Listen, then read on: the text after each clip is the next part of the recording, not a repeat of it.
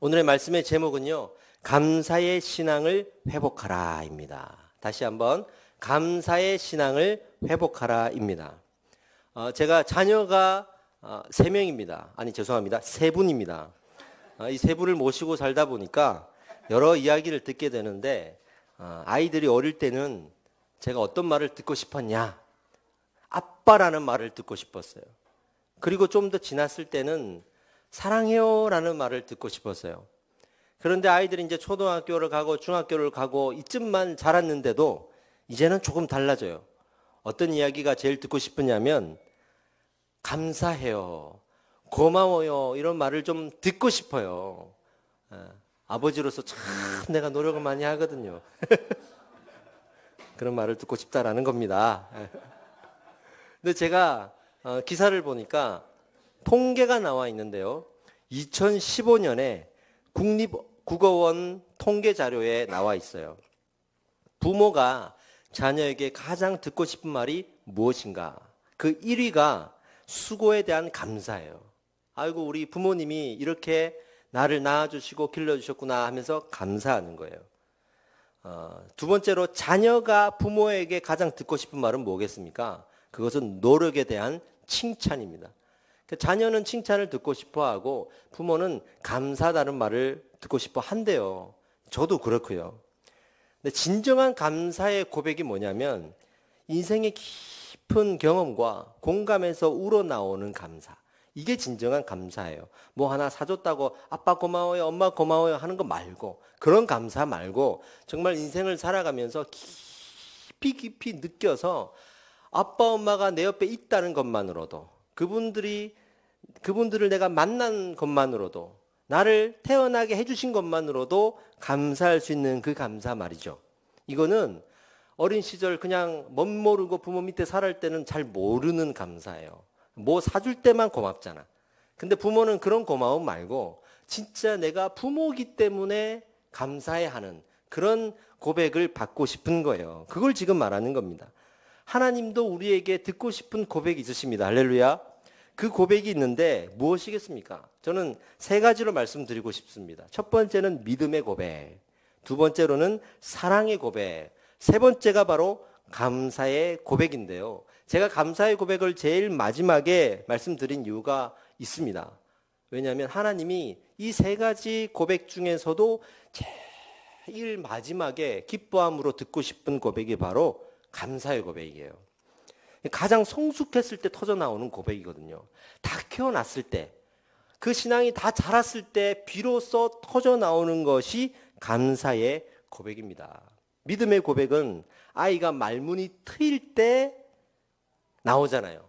말문이 트일 때 아이가 뭐부터 얘기합니까? 아빠, 엄마 이 말부터 시작하잖아요. 그러니 아빠 먼저 했는지 엄마 먼저 했는지 가지고 나를 먼저 좋아한다 이렇게 얘기하면서, 그러면서 좋아하잖아요. 저희도 진석이 처음 태어났을 때 내 자녀가 태어났다는 게 얼마나 신기한지 몰라요. 이번에 우리 제이 태어났을 때 갔는데 그때의 그 느낌이 좀 있더라고. 그 조그만 아이가 어떻게 태어나가지고 나를 저렇게 닮을 수 있을까 너무 신기하거든요. 둘째가 태어날 때도 신기했고 셋째가 태어날 때도 신기했고 내 자식이 아닌데도 우리 제이 볼 때도 신기한 거야. 아이는 참 신기해. 근데 그 입에서 나중에 아빠라는 말이 터져 나올 때, 야, 이거는 뭐라고 표현할 수 없는 기쁨이 있는 거거든요. 그럴 때 믿음의 고백을 합니다. 근데 사랑의 고백은 언제 하냐면 아이가 자라면서 한 10살 될 때까지 해요. 그럴 때는 아빠 사랑한다, 엄마 사랑한다, 잘 때도 아빠 사랑해요, 엄마 사랑해요, 뭐 아주 잘하다가 10살이 넘어가면서 갑자기 사랑한다는 고백을 안 하기 시작해요. 네. 안 해요. 특히 이제 초등학교 5학년, 6학년 올라가면 하라고 해도 정말 안 해요. 그렇게 되더라고요. 우리도 하나님 앞에 그렇습니다. 처음 믿을 때 하나님 그랬다가 사랑한다 그랬다가 어느 순간 그런 고백을 안 하죠.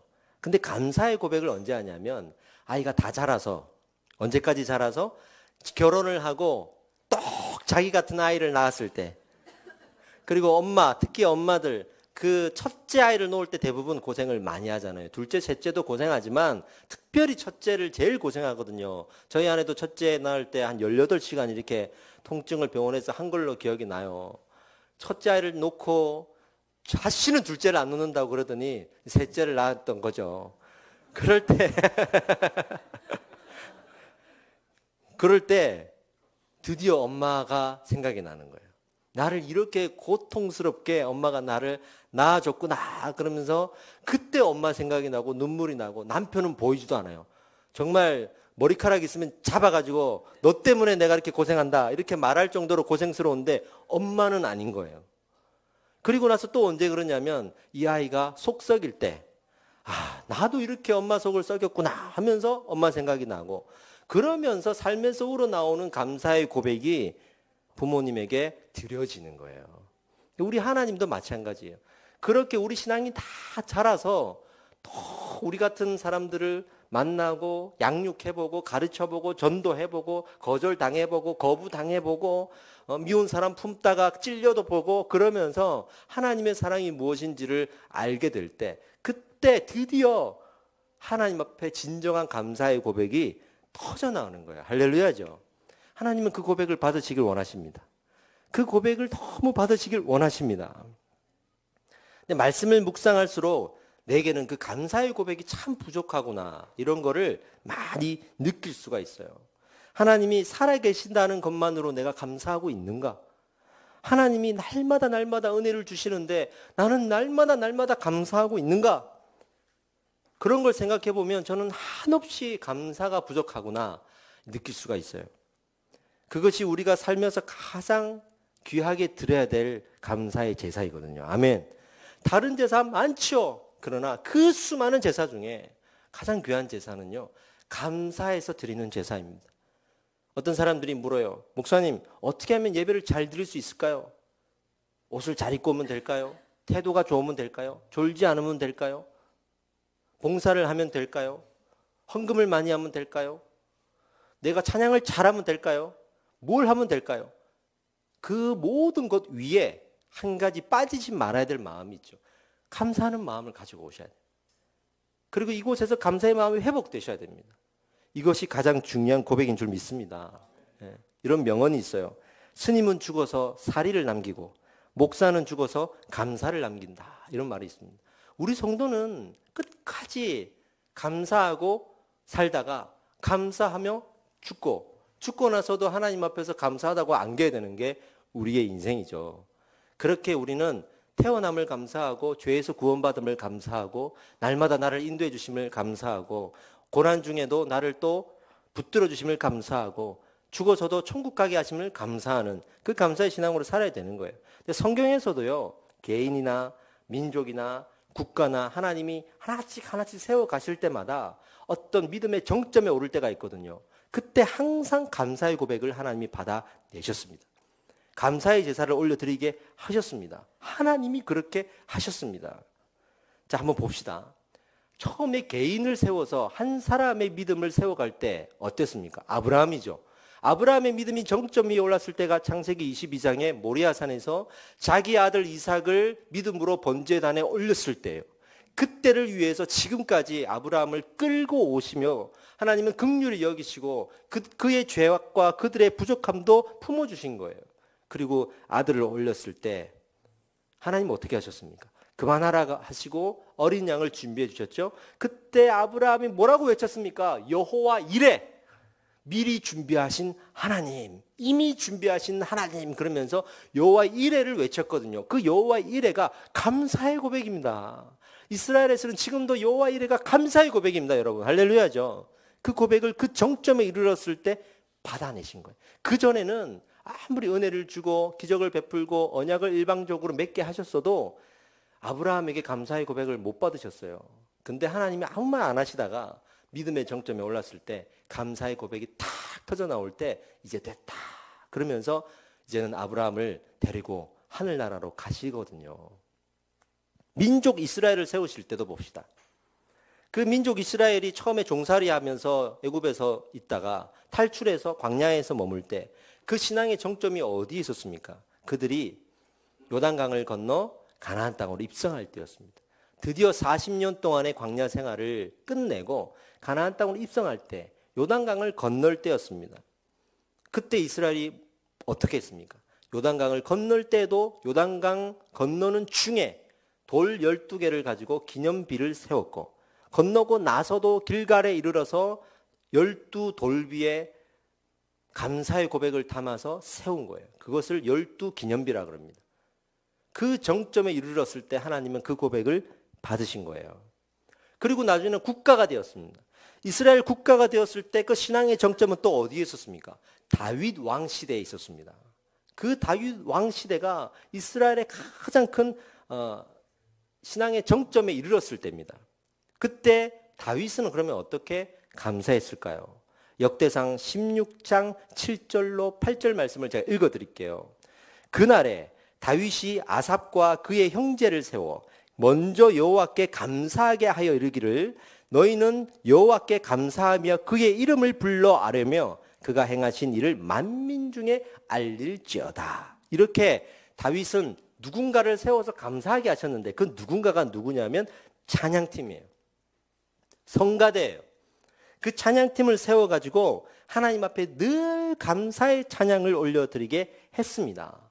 그 찬양팀의 규모가 어땠냐면요, 찬양대원만 4,000명이었어요. 거기에 전문 사역자를 이제 처음으로 두게 됩니다. 이 전문 사역자가 아삽과 여두둔과 헤만, 이런 사람들이었어요. 그들이 하는 찬양은 대부분 감사의 찬양이었어요. 할렐루야. 교회에 예배팀 참 중요합니다. 왜냐하면 교회의 찬양을 공식적으로 올려드리는 팀이에요. 찬양팀은 감사하는 팀입니다. 우리의 감사를 대신 대표해서 감사하는 사람들입니다. 감사하는 마음을 가지시기 바랍니다. 그 감사를 다윗이 어디에서 배웠겠습니까? 본인이 사울에게 쫓겨서 도망하던 시절에 그때 배웠습니다. 그때 하나님이 나를 매번 살려주심으로 그때 감사함을 배웠습니다. 삶에서 우러나오는 고백이죠. 그러니 왕이 되어서도 감사했던 겁니다. 근데 다윗이 아쉽게도 성전을 건축하고 싶었거든요. 너무 감사하니까. 근데 하나님이 성전을 건축하지 못하게 했습니다. 왜냐하면 너무 많은 피를 흘렸기 때문에 하나님이 너를 통해서 내가 성전을 받지 않겠다 했습니다. 아쉽잖아요. 우리 같았으면 그래도 내가 짓겠다. 그래도 좋은 일인데, 하나님을 위한 일인데 그러면서 지을 텐데 하나님은 거부하셨고 다윗은 순종했습니다. 그리고 다윗이 그 거부하심에 순종하고 어떻게 했냐면 대신 찬양팀을 세워서 감사의 찬양을 올려드린 거예요. 이거 얼마나 대단한 일입니까? 이거 정말 쉬운 일이 아니에요. 정말 이 시대에 우리 같았으면 그냥 건물 지었을 거예요. 지어서 하나님, 그래도 하나님 거 아닙니까? 그러면서 우리는 그 안에서 너무 행복하게 살겠죠. 근데 하나님이 거부하심을 분별할 수 있고 그 거부하심에 순종할 수 있고 그 순종에 또 다른 것으로 어떻게든 하나님께 감사의 고백을 올려드리는 이 마음 보십시오. 이거 봐라 하시면서 이 기록해 놓은 걸 보십시오. 이게 진짜 감사인 겁니다. 이게 진짜 감사인 겁니다. 그리고 죽으면서 이제 아들 솔로몬에게 왕위를 물려주는데 그 솔로몬에게 두 가지 유언을 합니다. 하나가 뭐냐면 하나님을 온전한 마음과 기쁜 뜻으로 섬겨라. 이 감사라는 말이에요. 온전한 마음과 기쁨, 이 두 가지를 합쳐놓은 것은 감사의 개념이에요. 또 하나, 두 번째 유언은 하나님이 허락하셨으니 나는 짓지 못했지만 너를 통해 짓게 하신다. 성전을 지어라. 이렇게 감사하라, 성전을 건축하라, 두 가지의 유언을 합니다. 솔로몬은요, 이 두 가지 다 지키지 못합니다. 우리는 지혜를 구했다, 이런 놀라운 이야기들만 알고 있지 솔로몬이 이 두 가지를 지키지 못한 거를 모르시는 분들도 많은 것 같아요. 감사는 했어요. 성전을 지어놓고 얼마나 큰 감사를 했습니까? 1,000번제를 드렸습니다. 여러분, 1,000번제는 1,000일 동안 계속 번제를 드린 게 아니고 제물을 1,000개를 준비해서 한꺼번에 드렸다는 거예요. 우리가 알고 있는 1,000번제의 개념이 그냥 1,000일 동안 계속 헌금하는 것으로 생각하고 1,000번제를 드리시는 분들이 있는데 사실 성경적이지는 않아요. 근데 우리가 하고 있는 거에 대한 개인의 감사를 인정하기 때문에 교회에서는 받습니다만 굳이 성경적이라고 말하면 그렇지 않습니다. 한꺼번에 드린 걸 말하는 거예요. 그게 일천번제입니다. 근데 그렇게 일천번제를 잘 드렸지만 그 이후에 감사가 끊어져 버렸어요. 그래서 첫 번째를 지키지 못했어요. 두 번째도 첫 번째를 지키지 못했을 뿐만이 아니라 두 번째도 못 지켰어요. 두 번째는 성전을 건축하긴 했죠. 그것만 따지면은 마치 이런 것 같지만 성전을 건축하면서 하고 나서 문제가 생긴 것이 나중에 자기를 위한 궁전을 짓는데 성전보다 더 크게 져요. 이게 무슨 말입니까? 하나님을 위한 성전을 지으라고 해서 지어놓고 그걸 이용해서 그럼 내 성전도 지어야지 그러면서 더 크게 지은 거예요. 두 가지 다 지키지 못했습니다. 감사는 일회적 행사가 아닙니다. 감사는 삶에서 전인격적으로 터져나오는 고백입니다. 근데 나중에 건축을 다 하고 나서 이제 솔로몬이 또 아들에게 왕위를 물려줄 때 그 아들이 여로보암이거든요. 여로보암 시대에 백성들이 건의를 합니다. 우리 건축 저거 한다고 하나님의 전만 건축하면 됐지 자기를 위한 건축을 또 이만큼 해가지고 우리가 백성들이 매일매일 노역하느라고 얼마나 힘들었는지 압니까? 이 노역에 대한 불평은요 솔로몬 궁전에 대한 피드백이에요. 성전을 지은 것에 대한 노역에 대해서는 백성들이 기쁜 마음으로 동참했지만 자기를 위한 궁전을 더 크게 지으면서 백성들이 마음이 상한 거예요. 그리고 너무 힘든 거예요. 그래서 그런 고통을 좀 줄여달라 그랬더니 그 아들 여로보암이 뭐라 그랬죠? 나는 아버지보다 더 하면 더 했지 나는 너희들을 이렇게 편하게 해줄 수가 없다. 나는 더 고통스럽게 더 힘들게 할 거다. 이러면서 독재를 외쳤다가 나중에는 이스라엘이 남북으로 분단되는 아픔을 겪게 됩니다. 왜 그랬을까요? 첫 번째는 아버지에게서 감사의 마음을 배우질 못했어요. 두 번째로는 감사의 마음이 없으니까 꼭 우리 마음에 감사가 비어지면 찾아오는 것이 있어요. 그게 뭐냐면 욕심이에요. 욕심이에요. 좋은 비전 하나 제시하고 백성들을 노역을 시켰거든요. 보세요. 하나님을 위한 성전을 지읍시다. 그리고 노역시키고 이게 되거든. 그러니까 하나 더 지읍시다 해가지고 했거든. 또 되거든. 그러니 그 아들 시대는 나도 하나 뭘 하고 싶은 거야. 이렇게 되는 거예요. 그러니까 하나님이 하신 말씀에 대해서 감사하고 거기에 순종하면 되지. 이걸 가지고 본인이 자기 공로 삼고 자기 욕심 삼아버리면 이렇게 되는 거예요. 여러분 화려한 비전 조심하십시오. 교회는 화려한 비전이 있을 수가 없습니다. 저희 교회 현수막 같은 거 많이 안 붙어 있잖아요. 뭐 전도하자 뭐 하자 해가지고 우리 교회는 안 붙어 있어요. 제가 하지 말라 그랬어요. 성경을 보면 볼수록 그런 구호에 우리가 너무 자주 속아요. 그런 구호에 매일 필요가 없어요. 하나님께 매이고 말씀에 매이고 예배 안에서 우리가 충만해지고 하나님의 마음을 분별해내면 하나님 그때 주십니다. 그때 주세요. 그거 따라 가면 되는 거예요. 감사하다 보면 비전이 생기는 거예요. 감사하다 보면 하고 싶어져요. 네? 우리 집사님들이 교회 와가지고 제가 뭐 하라 그래가지고 한 게 뭐가 있을까요? 딱 하나 양육 받는 건데 그 양육 받는 것도 세가족 교육만 우리가 의무 교육이고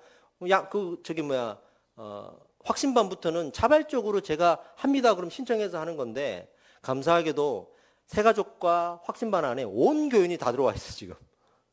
너무 감사하잖아요. 전도하자고 또 자발적으로 해주셔가지고 제가 여러분들이 건의해가지고 물티슈를 만들었어요. 처음으로 1년 만에. 그거 이제 치워서 나가겠다고 해서 이제 나가는 거고. 하나하나 식사도 그래. 여러분들이 다 자발적으로 하셨어요. 그 안에 조금 부담도 되셨겠지만 그 자발적인 마음 하나님 받으신 줄 믿습니다. 그건 감사 없이는 될 수 없는 거예요. 감사가 넘치는 교회는 굳이 이렇게 막 푸시하느라고 저는 교육자이기 때문에 그 의미를 알잖아요. 어디에 뭘 붙여야 되고 어떻게 붙여야 되는지 문구를 어떻게 만들고 색깔은 어떻게 해야 되는지 너무 저는 잘 알거든요. 그 의도도 안단 말이죠. 이건 철저하게 세상적인 마인드예요. 철저하게 세상에서 배워온 마인드예요. 말씀이 들어가면 하나님이 알려주십니다. 왜 성령님이 살아계신다 그래 놓고 성도들이 성령을 만나면 하나님 다 뜻을 분별하게 해주시고 그 마음에 소원을 주시고 분별하게 하시고 또 비전을 주세요. 그러면 그거 하면 되는 거예요. 저는 여러분들이 하나님 주신 감동으로 뭘 하겠다 그러면 저는 오케이입니다.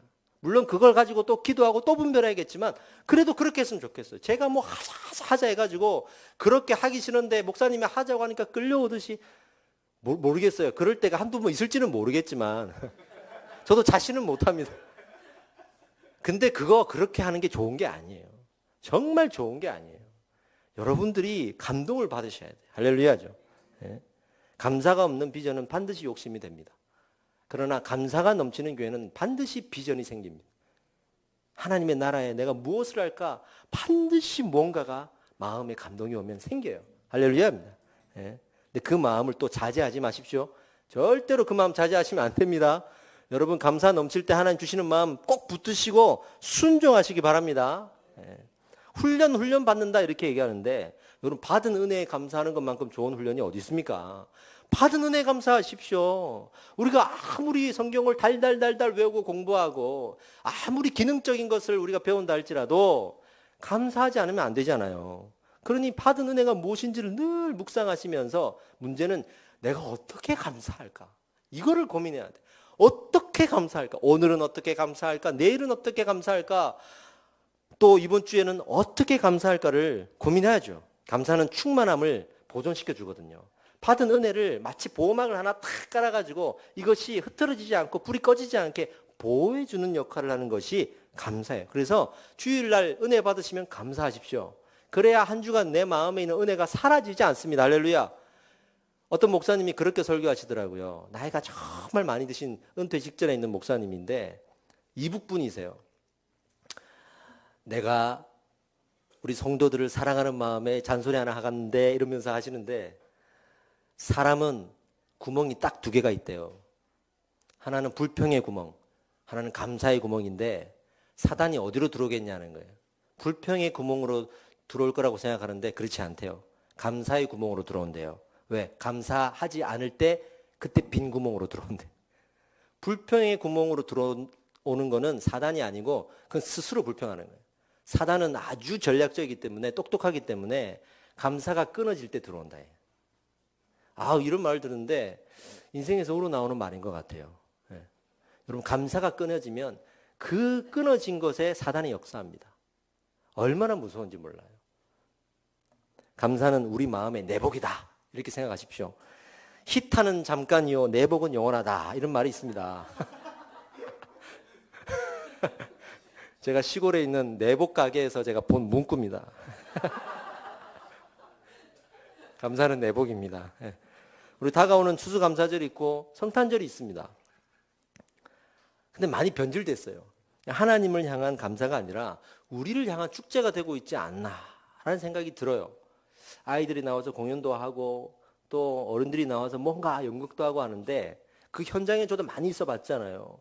정말 감사한 마음으로 해야 되는데 전부 다 싸우면서 하고 억지로 하고 불평하고 애들 힘든데 막 시키느라고 막 애들 푸시해가지고 하게 하느라고 막 우리 사모님이 이제 우리 와이프가 어린이집 교사잖아요. 연말에 막 공연하잖아요. 그거 좋은 게 아니더라고 보니까 애들 피곤한데 계속 시켜가지고 엄마들 볼 수 있게 만들려고 어린이집 선생님들 얼마나 고생하는지 몰라요. 엄마들은 그거 보고 이 어린이집 좋다 그러는데 그거 하느라고요. 아이들 얼마나 힘든지 아세요?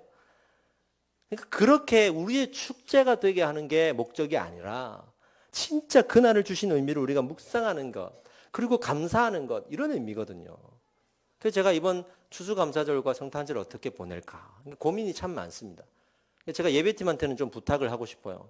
감사의 찬양이 좀 올려드려줬으면 좋겠어요. 예배팀이 딱 앞에 서가지고 감사의 찬양을 그날 올려드리고 추수감사주일에도 감사의 찬양이 성탄절에도 예수 탄생의 감사의 찬양이 좀 올려드려졌으면 좋겠습니다. 할렐루야입니다. 예. 여기 앞에 추수감사주일날 뭐 과일 바구니 갖다 놓고 저 이런 거 안 합니다, 여러분. 근데 과일을 가져오십시오.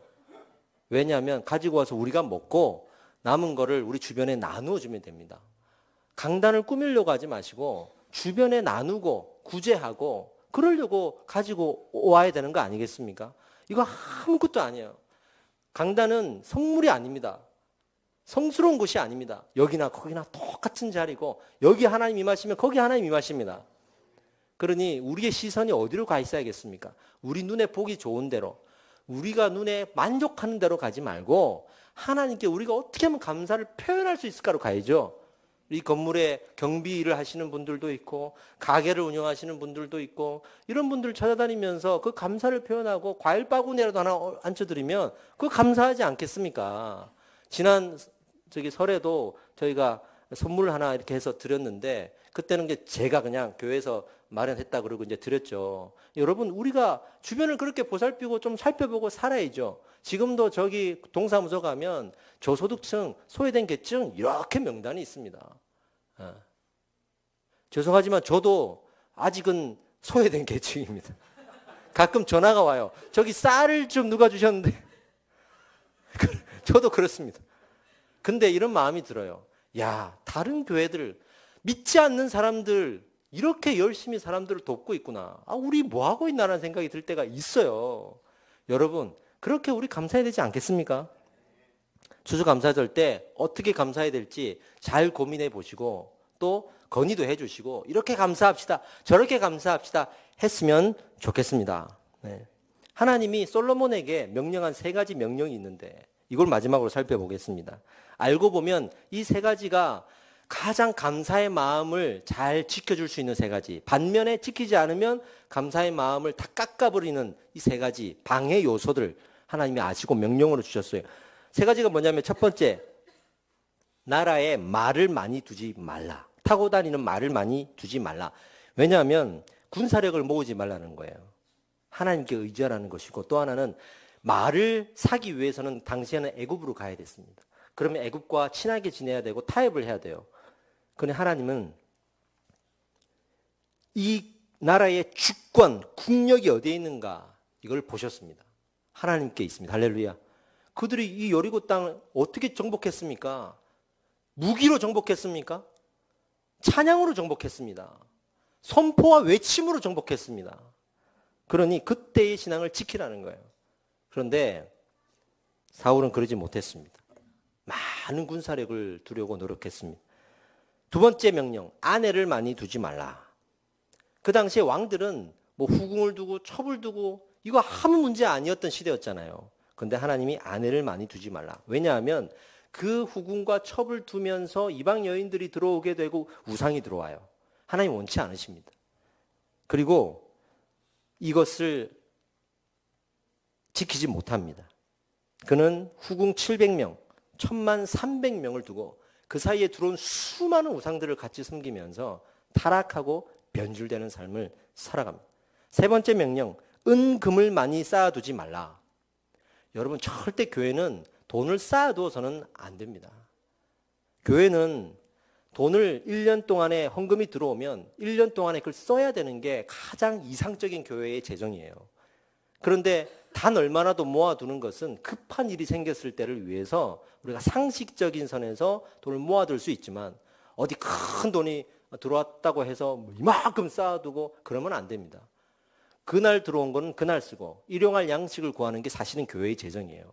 근데 조건이 하나가 있어요. 일용할 양식은 돼야 될 거 아니겠어요. 그러니 교회가 자립이 되면 재정적으로 교육자를 먹여 살리고 또 이 공간을 렌트하고 하는 비용들이 다 해결이 되면 그건 자비 뭐라 그러죠? 자립이 끝났다 그러거든요. 자립이 된 순간부터는 이 재정이 막 모으려고 하는 재정으로 가면 안 돼요. 어떻게든 우리가 잘 사용하려고 해야 되고 거기서 몇 프로는 구제하고 몇 프로는 어디에 쓰고 이것들이 잘 재정 정비가 되어 있어야 되거든요. 그걸 말하는 거예요. 은금을 쌓아두지 말라. 근데 그는 금방패만 200개, 작은 방패, 금방패로 300개. 심지어는 그릇도 금으로 썼습니다. 하나님의 명령을 다 어긴 거예요. 그래서 결국은 우상을 섬기게 되고 그 부에 나중에는 중독이 되어서 하나님을 버리게 되는 거죠. 왜 그랬습니까? 당시 풍조를 따라가다 그랬습니다. 정치를 위해 동맹하고 또 정치를 위한 어쩔 수 없는 선택이라는 합리가 그를 그렇게 만들어 버렸습니다. 사실은 이 10장에 가면 그 조짐이 보였어요. 솔로몬이 너무 지혜가 좋으니까 유명해진 거예요. 그 사람들이 찾아와서 상담을 하려고 그러는 거예요. 왜 리더가 유명하면 다른 리더가 와갖고 상담하잖아요. 저도 이렇게 팀 사역에 대해서 좀 이렇게 알려지다 보니까 다른 예배단체나 교회 담임 목사님들이나 상담을 많이 합니다. 이럴 때 어떻게 될까요? 하면서. 그렇게 솔로몬을 찾아온 사람들이 있었을 거 아니에요. 올 때 그냥 옵니까? 많은 걸 가지고 오겠죠. 스바 여왕이 찾아옵니다. 스바 여왕이 찾아왔고 내 고민 좀 들어주세요라고 다 얘기했더니 너무 지혜롭게 얘기하는 거예요. 그래가지고 많은 보물들을 갖다 줍니다. 솔로몬이 여기에 중독이 돼버린 거예요. 그래서 은금을 모으기 시작한 거고 하나님을 버리기 시작한 겁니다. 그러나 하나님은 그것을 보셨어요. 그냥 지나치지 않으셨어요. 감사하라고 하셨거든요. 명령을 하셨거든요. 우리 사역자들도 교회에서 일 좀 한다는 분들도 밖에서 복음 전한다는 분들도 조심해야 됩니다. 우리 조금 인정받고 조금 유명해지고 조금 길이 열린다고 해서 우리 교만해지면 안 됩니다. 절대 교만해지면 안 됩니다. 사람들의 칭찬과 인정을 즐기는 것에 우리가 연연하면 안 됩니다. 그럴수록 감사하는 신앙을 찾아야 됩니다. 하나님께 감사하고 주변을 위로하십시오. 할렐루야. 감사하는 사람들은 항상 주변의 사람을 떨어뜨리지 않아요. 그러나 감사하지 않는 사람은 사람을 잃습니다. 감사는요, 사람 사이에 감사가 있고 하나님께 감사가 있는데 생각해 보세요. 사람 사이에 감사를 하지 않는 사람이 있다면 그 사람은 어떻게 되겠습니까? 사람 잃습니다. 늘 감사하세요. 내 거 먼저 챙기려고 하지 말고 늘 감사하세요. 왜 나는 하나님이 보내주신 사람이라고 생각하면서 내 옆에 있는 사람은 그렇게 생각을 안 하냐고. 그러니 내 옆에 있는 사람이 내 옆에 있는 것이 감사한 거야. 하나님 이 사람 내 옆에 있게 하셔서 감사합니다. 아, 좀 마음에 안 들어도 감사합니다. 왜? 더 마음에 안 드는 사람 붙여줬으면 어떡할 뻔했어. 그러니까 감사해야 돼. 그리고 하나님 앞에 감사해요. 하나님께 감사 안 하면 하나님을 잃는 거예요. 사람을 잃듯이 하나님 잃는 거예요. 그렇게 우리가 늘 감사해야죠. 어느 장로님이 이렇게 간증하셨어요. 열심히 헌신했더니 하나님이 사업을 열어주셔서 축복해 주셔가지고 너무 사업이 잘 됐어요. 근데 나중에 사업이 안 되는 거예요. 또 될 때가 있고 안 될 때가 있는 거예요. 하나님께 불평을 했습니다. 하나님 왜 내게 이런 고난을 주십니까? 그랬더니 하나님이 하시는 말씀이 너는 줄 때는 감사하지 않지만 안 주니까 안 준다고 불평을 하는구나. 아, 내가 줄 때 감사해야 되는구나. 줄 때 감사하는 사람은 고난이 왔을 때도 감사합니다. 그러면 하나님 그 끈을 다시 붙들고 이렇게 세우십니다. 할렐루야. 성경에 기가 막힌 웅덩이에 내가 빠졌을 때에도 그것을 건져 올리셔서 나의 발을 반석 위에 두고 나의 걸어가는 발걸음을 보고 많은 사람들이 하나님을 보고 두려워하게 하시는 하나님. 시편 40편의 고백이 내 인생이 됩니다. 아멘. 그런 세상의 풍조, 이런 것들, 유행, 흐름, 우리가 활용을 해야겠지만 그것의 노예가 되지 맙시다. 유익하면 취해야겠지만 무익하면 버리셔야 됩니다. 신앙에 대해서 유익한지 무익한지를 분별하면서 받아야 됩니다. 할렐루야. 네. 마지막으로 이 예화를 들으면서 우리가 기도하겠습니다. 어느 해군 제독이, 즉 해군에서 제일 높은 사람이에요. 항공모함을 타고 바다를 밤중에 걸어가는데 안개가 정확하게 있는 거예요. 앞이 보이지 않아요. 레이더를 보고 앞을 가야 되는데 레이더에 이상한 물체가 있다고 점이 하나가 깜빡깜빡거리면서 잡혀요. 이 제독이 이렇게 말했습니다. 무전을 쳐라. 향로를 15도 변경하라고 무전을 쳐라. 그랬더니 그 무전을 들은 상대방이 답신을 해왔습니다. 어떻게 왔냐면 당신이 항로를 15도 변경하라. 다시 이쪽에서 무전을 보냅니다. 나는 당신이 15도 변경하라고 했다. 당신이 변경하라. 그랬더니 다시 답변이 오기를 아니다. 당신이 변경해야 된다. 화가 났습니다. 그리고 이렇게 무전을 보냈습니다. 나는 해군 제독이다. 그러니 항로 변경을 명령한다. 근데 거기서 이렇게 답변이 왔어요. 당신이 해군 제독인지는 몰라도 여기는 등대입니다. 우리의 인생이 그럴 수 있어요. 정말 우리가 교만해지면 그럴 수가 있어요. 정말 내 중심, 때로는 내가 기도하는 대로 막 될 때가 있고 내 길을 열어주실 때가 있고 좀 하나님 축복을 주시는구나 감사할 때도 있고 그게 아니더라도 하나님은 뭐 탓이지? 내가 뚫고 가야겠다. 그리고 자수성가하듯이 하나하나 이루어갈 때가 있죠. 근데 이 해군 제독처럼 언젠가는 부딪히게 될 거예요. 우리가 하나님 앞에 서서 하나님께 비키라고 할 수 있는 그 상황이 반드시 올 거예요. 솔로몬이 경험했던 그 상황입니다. 그래서 솔로몬이 잠언을 쓰고 그리고 인생 말미에 그 모든 인생의 회상을 가지고 쓴 것이 전도서인데 거기에 그렇게 돼 있죠. 헛되고 헛되고 헛되니 헛되고 헛되도다. 해보니까 그렇더라. 이렇게 고백을 한 거예요. 여러분, 감사 안 하는 사람이 제일 감사받고 싶어해요. 그게 우리 인간이에요. 자신 하나님 자리에 있기 때문이에요. 오늘도 우리 하나님 앞에서 혹시라도 항로를 변경하라고 말하고 있지 않습니까? 우리는 하나님께 감사하고 하나님의 명령에 따라 순종하며 살아야 되는 하나님의 백성이요 자녀입니다. 사람에게 감사하지 않으면 사람을 잃고 하나님 앞에 감사하지 않으면 하나님을 잃습니다. 감사합시다. 11월 18일 추수감사주의를 앞두고 제가 미리 이 설교를 드리는 이유는 받은 거 누리고 자랑하고 그런 시간 갖지 말고 어떻게 감사할지를 스스로 고민하고 하나님께 그 감사의 마음을 가져옵시다. 하나님 앞에 드립시다. 그날은 감사의 제사를 드립시다. 이 감사의 마음이 회복될 줄 믿습니다. 한 주간 여러분들의 마음에 감사가 풍성하게 넘칠 줄 믿습니다.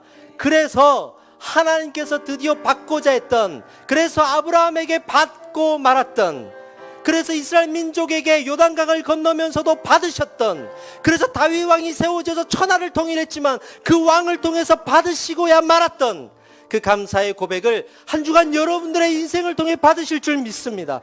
우리가 그 고백을 올려드릴 줄 믿습니다. 우리가 기도합시다. 하나님, 우리의 감사의 마음이 회복되게 하시고 감사의 고백을 올려드릴 때 하나님 받아 주시옵소서. 우리